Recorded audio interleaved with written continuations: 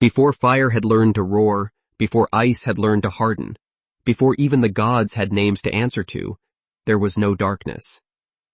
Darkness requires something to contrast, and contrast requires existence. What existed first was neither darkness nor light. It was neither void nor fullness. It was silence. And silence does not need anything to be complete. The silence did not wait. It did not breathe. It did not think. To wait requires time. To breathe requires life. And to think requires division. None of these existed. There was no before, no after, no above, no below. Time had not yet begun its slow bleeding forward. Space had not yet learned how to stretch. There was no distance, no measure, no way to tell if anything was more or less, larger or smaller. It was not calm, for calm implies turbulence that has passed. It was not peace, for peace implies struggle that has ended. It was not void, for void is absence, and absence presumes presence. This silence was beyond such things. It was whole, indivisible, absolute. It had no need for name, form, or memory. There was nothing to distinguish it, nothing to define it. It simply was. The silence did not speak. There was no sound, no echo, no vibration. There was no mind to observe it, no tongue to name it, no ear to hear it. And yet, in the depths of this eternal stillness, there was a potential, faint, almost imperceptible, like frost forming across a lake that does not yet exist. A thread so subtle that it could barely be sensed, though no one was there to sense it. This subtle thread was the first fracture.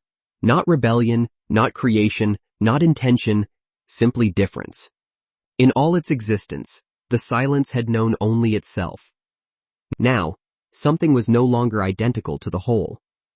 Something was not nothing, and yet it was not yet anything. It had no shape, it had no thought, it had no name, and yet it was. No God existed to claim this moment. No elemental force had been stirred into being. No creature, mortal or immortal, had yet learned to breathe, to think, or to act. And still, the first distinction emerged, quiet as ice cracking under a weight that has not yet fallen. The silence did not resist. Resistance is an act. There was no act to perform. There was no will to oppose. And yet, once this small separation existed, the silence could not return to perfection. It endured, as it always had, yet it had changed. Change requires nothing but difference, and now difference had been born. From this fracture came the faintest possibility of motion. Not motion as mortals would know it, not movement that can be measured by feet or wings or the turning of worlds. This was motion as idea, as potential, as possibility.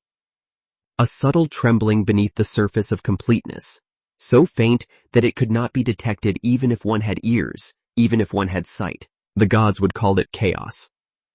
Skalds would later whisper of it as the yawning abyss.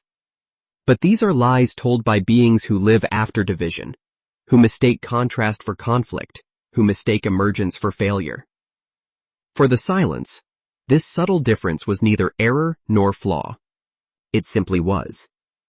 And because it existed, everything else would eventually come to be. From this point, the silence began to hold the possibility of opposites. Ice and fire, stillness and storm, shadow and light, these would be born not as enemies, but as reflections of this first fracture. Not yet realized, not yet named, but present in the way a seed holds the memory of a tree it has not yet become. The silence did not move. It did not awaken.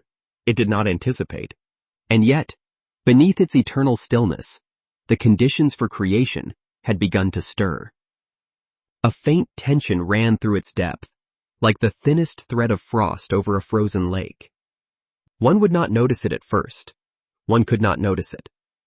But once it existed, it had always existed, and nothing would ever be the same again. The silence was not lonely, for loneliness requires the presence of other. But it was no longer undivided. It held within itself the first hint of division. Something that would not be contained, that would not remain the same, that would eventually grow into fire and ice, into gods and giants, into the worlds and all the beings that inhabit them. And in this faintest distinction lay a secret older than thought. All things born of division carry within them the weight of eternity. The gods would later learn this in fear. Mortals would later feel this as grief. And all creatures, in the silence of night or the shadow beneath the world tree, would sense it as the quiet pull toward endings. The silence endured. It had endured before all things, and it would endure after all things.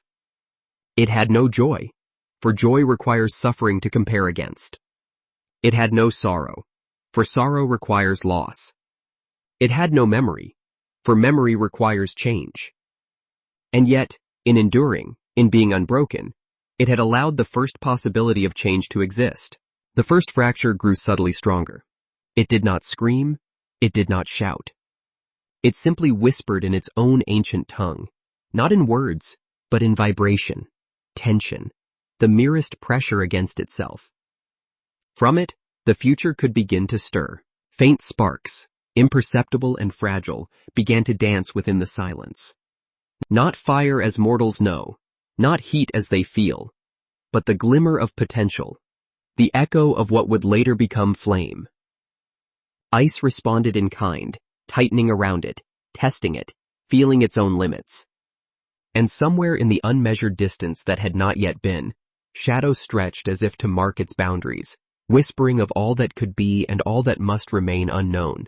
Thus, the first duel was fought. Not of beings, not of armies, not of gods, but of forces themselves, waiting to become. Fire and ice, light and shadow, motion and stillness, each balanced upon the fractal edge of a silence that could not yet bend, could not yet break. Later, the gods would claim victory over chaos. They would say they had forged order from nothing. They would craft thrones of fire, crowns of frost, and laws to bind the worlds. But they would be wrong. They did not conquer the silence. They did not even touch it. They merely floated upon it, ignorant of the foundation that held them. The silence waits still. Beneath the bones of the mountains, beneath the roots of the world tree, beneath the waters that sleep in the deepest rivers, the silence persists. It remembers nothing, it judges nothing, it commands nothing. And yet, it is older than gods, older than time, older than fire, ice, and stone. And from the faintest fracture it bears, all things are possible. All things must come. All things will return. For even the gods, mighty as they are, and even mortals, fleeting as they may be, cannot escape the weight of what came before all things. Before the first breath, before the first word, before the first lie, there was only the silence, eternal, patient, unbroken. And from it, all worlds would rise, but not yet. And though the silence remains silent, it holds within it the knowledge of what is to come.